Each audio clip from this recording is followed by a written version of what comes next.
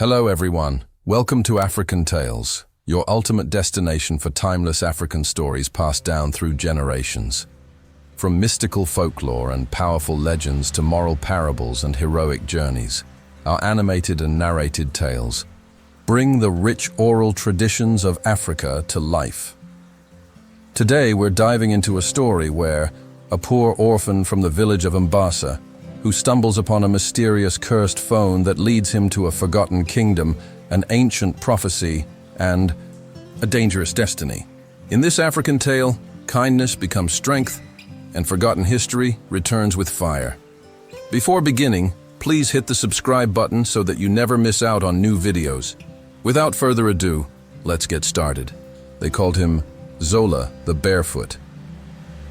In a village tucked behind the red cliffs of Mombasa, where the wind sang old songs through the baobab trees, Zola was the kind of child everyone noticed, but few remembered.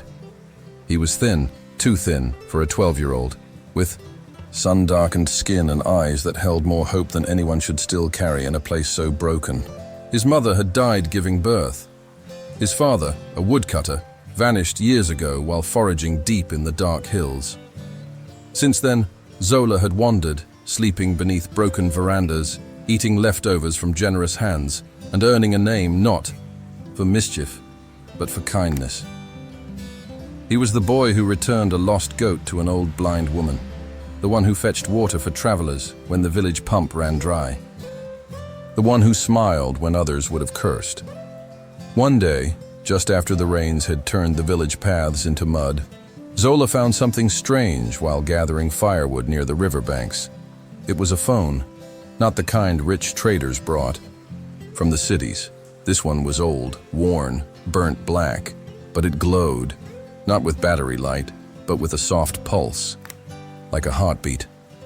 At first he thought it was broken, then it whispered, "Zola." He dropped it instantly. His heart thudded like a goat's drum. He looked around, no one, only birds overhead and the sigh of the river. "Zola, do not be afraid." His skin prickled. The phone had no service, no SIM card. The screen was cracked, but the voice kept calling, soft and deep, like wind through a grave. Against every instinct, Zola picked it up, and when his fingers touched the screen, he didn't see the river anymore. He saw a palace, gilded walls, marble floors, a throne empty, yet waiting, and a shadowed figure with a crown, weeping. Then it vanished. He blinked, the vision gone. The riverbanks returned, his hand still on the phone. He should have thrown it into the water. He should have run, but he didn't, because Zola, the barefoot orphan, had felt something, not fear, purpose. And for a boy who had always walked without direction, that was enough to make him listen when the phone whispered again. "If you carry me, the truth shall follow. If you hide me, curses will bloom." So he carried it. Wrapped in a cloth torn from his old blanket, he tucked the strange phone into his satchel and walked back to Mombasa, not knowing that every step was rewriting a curse 300 years in the making. And the village, it was about to awaken from a slumber it never knew it was in. Because legends don't die. They just wait for the right heart.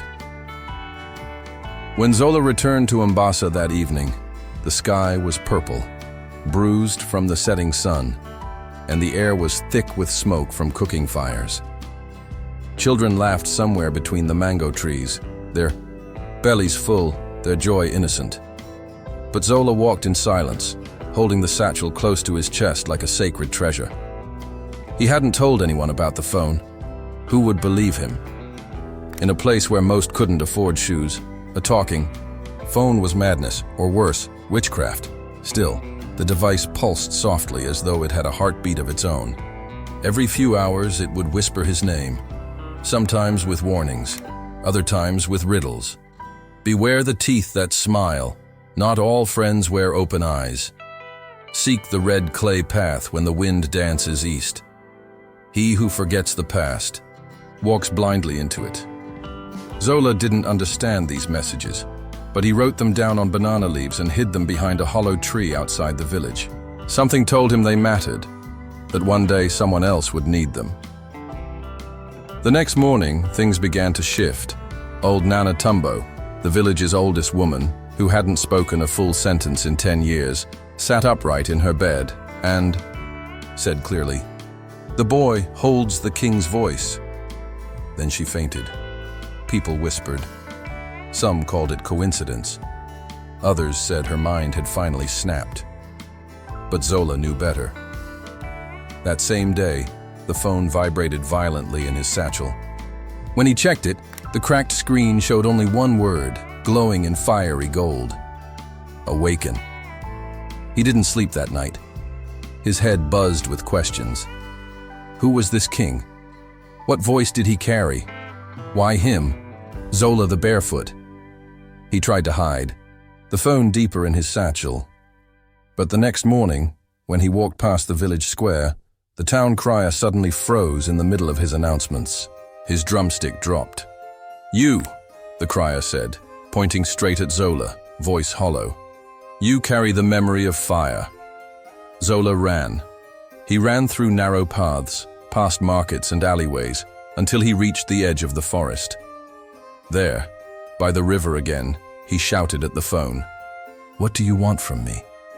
Why me?" The phone didn't speak for a long time.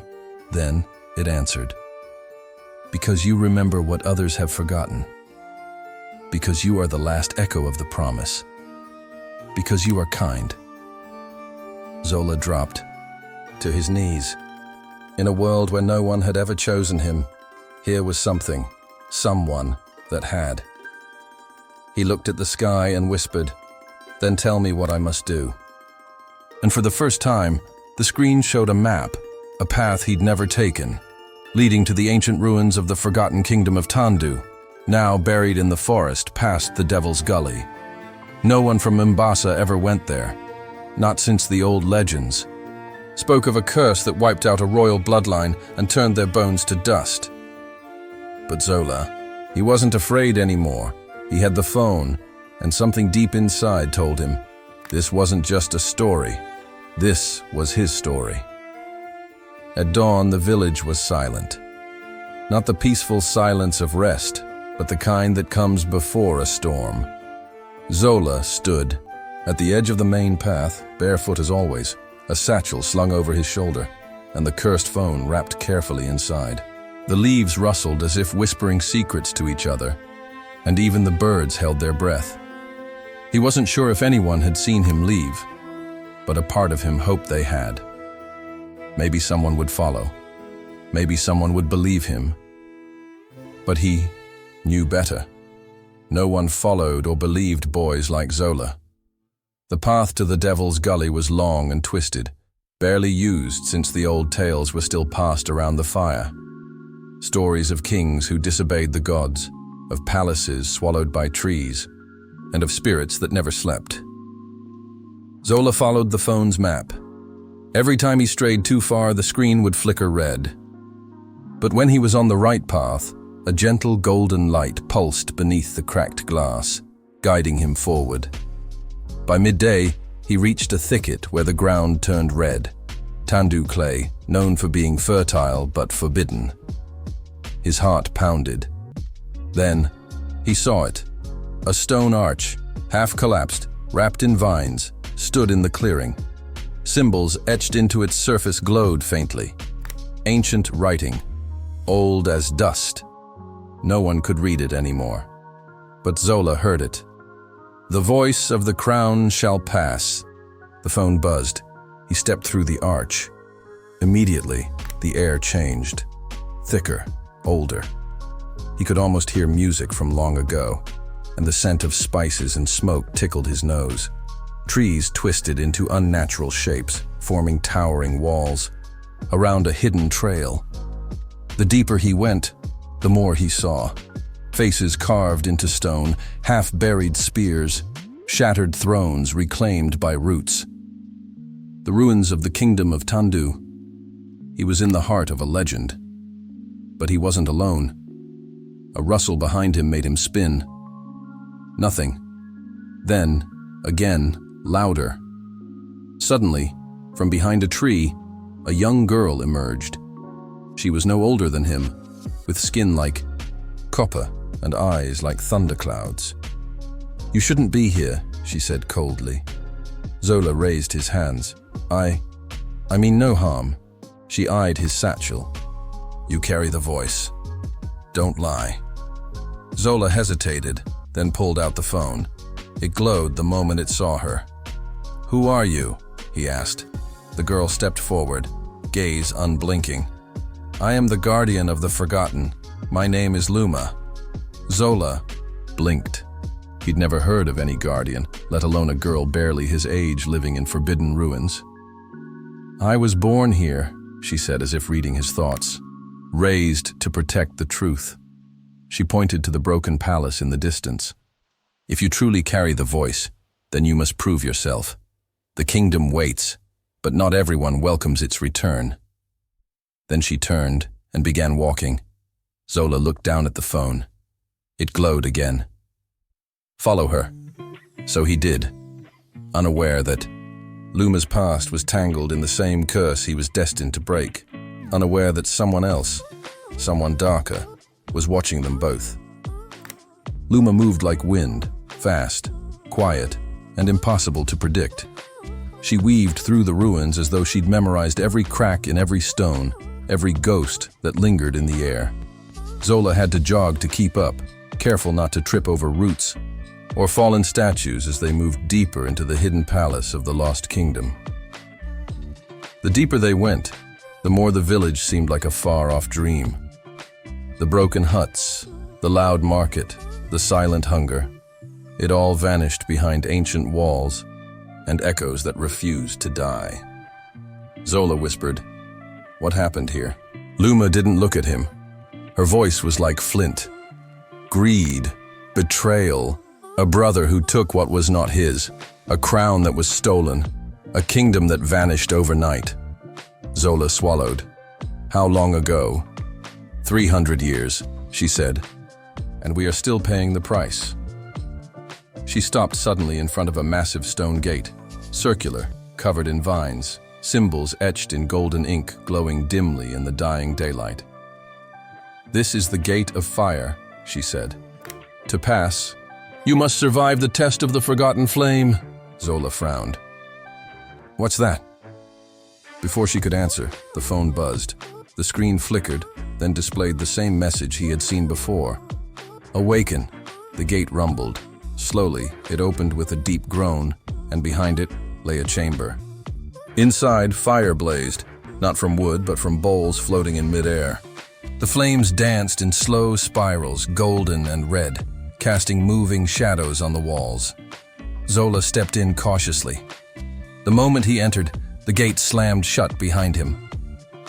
"You must walk through the flame," the phone whispered, louder than before.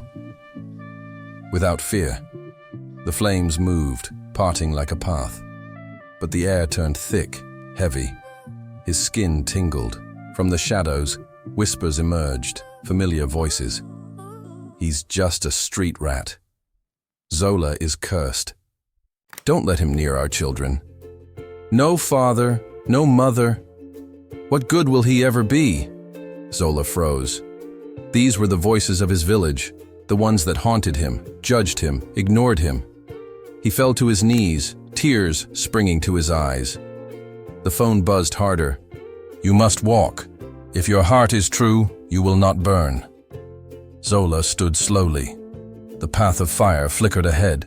He stepped forward. The flames curled around him, but didn't touch him. Step by step he moved, and the voices grew louder, more cruel, until he whispered to himself, "I am more than what they said. I am more." And suddenly the flames roared up, but instead of burning him, they turned blue, then vanished. Silence. He had passed. The gate creaked open. Luma stood there, watching him. For the first time, her face softened. "You really are the one." Zola breathed heavily. His legs trembled. What happens now? She pointed toward the heart of the ruins, the ancient throne room of the kings of Tandu. Now, the kingdom remembers, but neither of them saw the black mist curling in the distant trees, or the eyes watching from the shadows, or the figure who whispered, "He must not succeed." The palace ruins of Tandu were both beautiful and broken. Shattered pillars now embraced by roots, mural-covered walls faded but proud, and echoes of music that still danced in the silence if you listened close enough. Zola and Luma walked side by side, no longer strangers, but not yet friends. The air around them buzzed with memory. Even the trees seemed to bow toward the center of the ruins, where a towering throne, tall, blackened and splintered, stood beneath a broken dome of sky. Zola paused at the steps leading up to it. His throat tightened. The phone glowed hot in his hand. "This was once the seat of King Indare," Luma said quietly, "the last true ruler of Tandu. He was betrayed by his younger brother, who sold the kingdom's secrets for power. The gods cursed the land, and the bloodline was lost." She looked at Zola now, her voice almost breaking. "Until you." Zola stepped up to the throne. As he neared it, his surroundings blurred. He gasped. Suddenly, he was not in the ruins anymore. The cracked pillars were whole. The walls shimmered with gold. The floor was polished stone. A crowd stood before him, cheering, dancing, throwing flower petals into the air. He looked down and saw robes on his body, royal, rich with blue and gold. A man stood before him, tall, powerful, eyes that shone like fire. "You carry my name," the man said. "You carry my heart," Zola realized. This was King Indare, or his spirit. The king stepped closer. "Your kindness awakened what my greed destroyed. But to truly lift the curse, you must choose what I could not." The vision cracked like glass. Zola blinked, and the palace was once again broken. Luma had tears in her eyes. "You saw him, didn't you?" Zola nodded. Before he could speak, the phone buzzed violently. "Danger is near!" The ground trembled. Suddenly, from the outer walls of the palace, a figure emerged. Cloaked in black, face covered with a hyena mask. His staff pulsed with dark magic. Shadows clung to him like smoke. Luma gasped. "That's the Shadow Seer." Zola backed away instinctively. "He serves the cursed bloodline," she said. "The brother who betrayed the king. His descendants live, still seeking to erase the line of Indare." The seer lifted his staff, and the sky darkened unnaturally. "You should have left the past buried," he hissed. "Now you'll be buried with it." Zola gripped the phone. It flickered between red and gold, caught between fear and faith. "You must speak the name," the phone whispered. Zola remembered the dream. The king. The voice. He took a deep breath. "By the fire of Indare, I claim the throne of memory." A beam of gold light burst from the phone, striking the seer's shadow. The dark figure screamed, stumbling back, his power weakening. The Yeo, shadows recoiled, but it wasn't over. Not yet. Luma grabbed Zola's hand. "We have to get to the sacred chamber.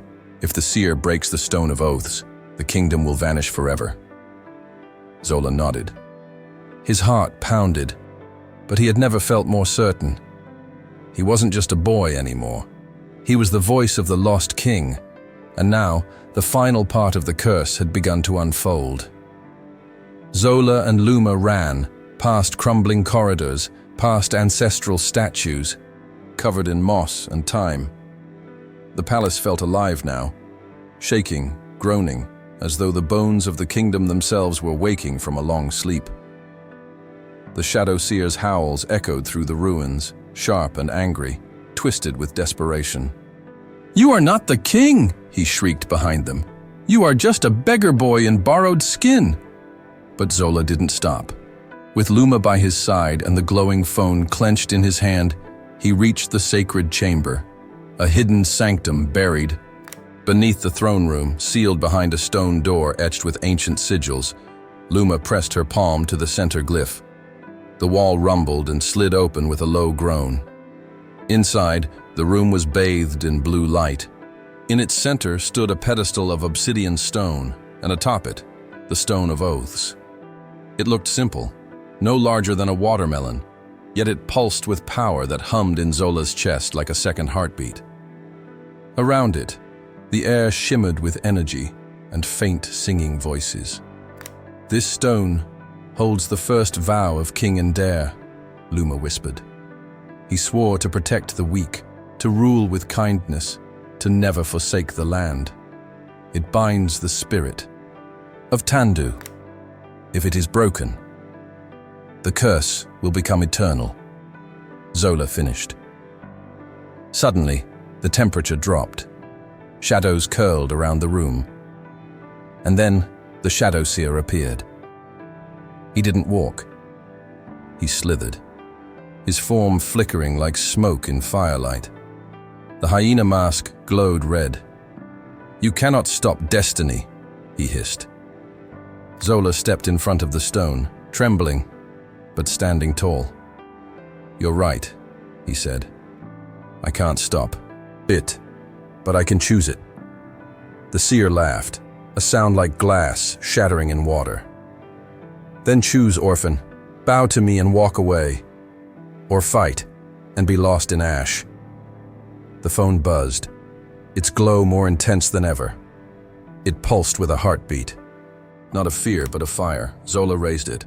"My name is Zola, son of no man, child of kindness. I carry no bloodline, only hope, and I claim the legacy of the people, not the crown."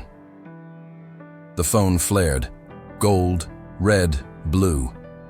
A pillar of light burst from it and struck the Stone of Oaths. Instead of shattering, the stone rose into the air, spinning, glowing brighter. The seer screamed, charging forward, too late. The stone cracked open, not broken, but reborn. From within, a smaller crystal hovered. Pure, clear light. Zola reached out and touched it. A wave of energy blasted out, rippling across the ruins, across the jungle, even reaching the edge of Umbasa village, where old Nana Tumbo suddenly sat up again and smiled. The Shadow Seer's form dissolved, his mask breaking into ash. The dark mist vanished. Silence returned to the chamber. Then, a low hum, gentle, comforting. The throne above them lit up. The vines unwrapped themselves. The gold glistened again. Luma fell to her knees, stunned. You rewrote the oath." Zola stared at the floating crystal, voice trembling. "I didn't know I could." "You could," said a voice behind them. They turned and saw the shimmering spirit of King Indare, smiling, proud. "Because true royalty doesn't come from blood," he said. "It comes from sacrifice, from heart." Zola stepped back. "Then I don't want a throne." Indare nodded. "Then you are ready." And with that, the spirit vanished. The crystal lowered into Zola's hand. He had become not a king, but a keeper of the promise. For a long moment, the chamber was still. Zola stood quietly, holding the glowing crystal. No longer the cursed phone, but something far older. Something holy. The stone had changed form. Where once was shattered plastic and a cracked screen, now hovered a smooth obsidian shell cradling a clear core, like a heart of light. Luma slowly got to her feet. "What now?" she asked, her voice barely above a whisper. Zola looked at her, then at the floating artifact. "Now, we go home." But the word home no longer felt the same. As they climbed back through the ruins, the palace seemed to shift around them. Trees straightened, statues repaired themselves, slowly, with the sounds of time reversing. Murals that were once faded now gleamed. The golden face of King Indare returned to the wall beside a new carving still being formed, Zola's silhouette holding the crystal. At the throne room, villagers were waiting. Yes, villagers. Somehow, word had spread. Umbasa's people, drawn by something they couldn't explain, dreams, vibrations in the air, a sudden clarity, had followed the path Zola once walked alone. Old Nana Tumbo was there, tears streaming down her wrinkled cheeks. The chief who had ignored Zola all his life now stepped forward in silence. The children who had laughed at him now stared in awe, and standing there Zola realized he had never needed a crown. What he had found was far more powerful: respect, purpose, belonging. He stepped before the crowd, held the crystal high. "This doesn't belong to kings," he said clearly. "It belongs to us, to every forgotten person, every broken promise, every unspoken dream," the crowd murmured. "I was once a boy no one noticed, but today we remember who we are. Tandu was never gone. It was just waiting for us to believe again." Cheers erupted, tears flowed. Even the winds seemed to bow. But far behind them, in the deepest part of the jungle, something stirred.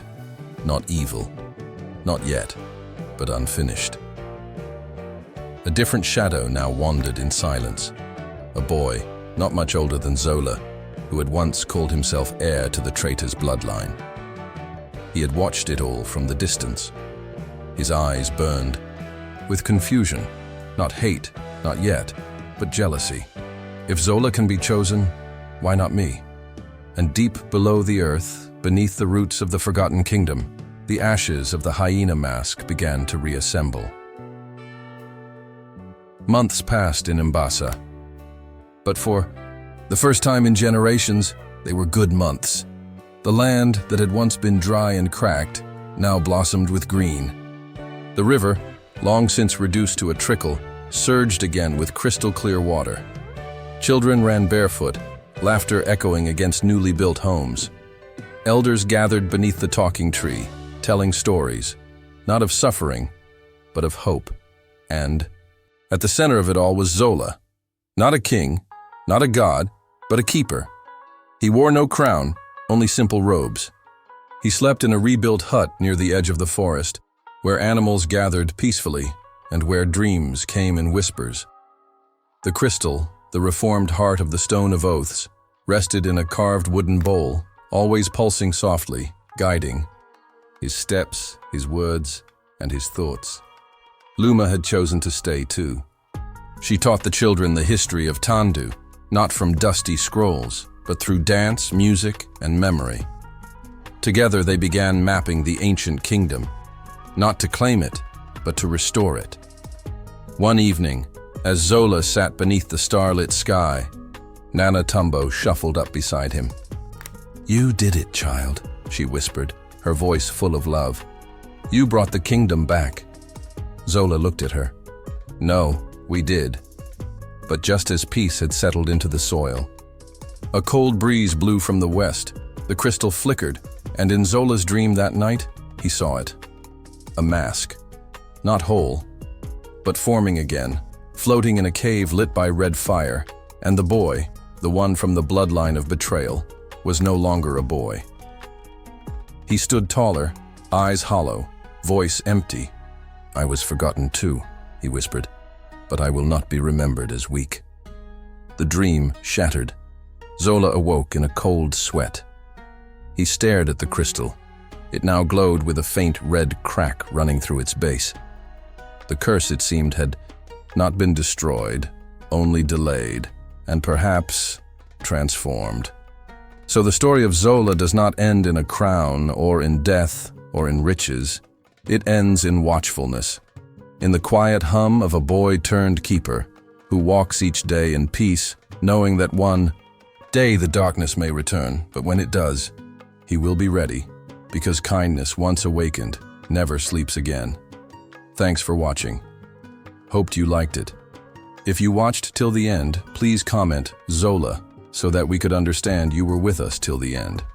As well as please, let us know, where are you watching from? Before leaving, please hit the subscribe button, comment your thought, and share with your nearest and dearest one.